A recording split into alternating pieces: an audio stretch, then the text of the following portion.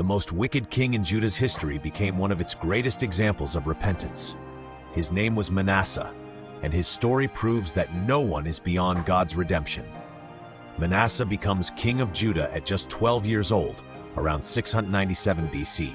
He's the son of the righteous King Hezekiah, but he doesn't follow his father's godly path. Instead, Manasseh does something shocking. He reverses everything his father accomplished. He rebuilds the pagan altars Hezekiah destroyed. He erects altars to Baal and makes an Asherah pole, just like the wicked King Ahab of Israel had done. But Manasseh goes even further. He places idols inside God's temple in Jerusalem, the very place where God's name was supposed to dwell forever.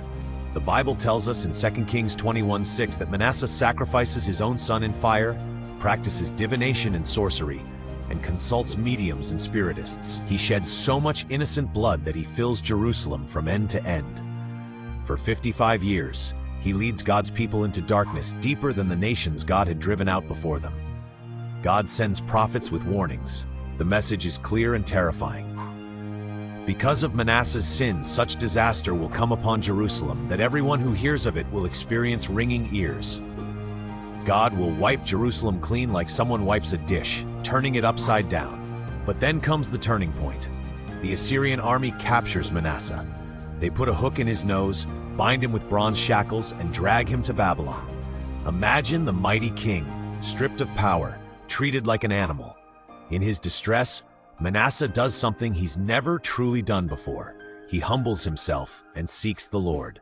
2 Chronicles 33:12-13 tells us he prays to God with deep humility. And here's the miracle. God hears his prayer and brings him back to Jerusalem and his throne. The transformation is real. Manasseh removes the foreign gods and the idol from the temple. He tears down the altars he built and throws them out of the city. He restores the Lord's altar and sacrifices fellowship offerings and thank offerings on it. He commands Judah to serve the Lord, the God of Israel. Manasseh's story teaches us that God's mercy extends beyond our worst failures. No matter how far we've fallen, genuine repentance opens the door to forgiveness. His reign reminds us that our past doesn't determine our future when we turn to God. However, the damage was done. Though Manasseh repented, his evil influence had corrupted an entire generation. The Bible later tells us that Judah's eventual exile happened partly because of what Manasseh had done. Our actions have consequences that outlive our repentance, affecting those around us for generations.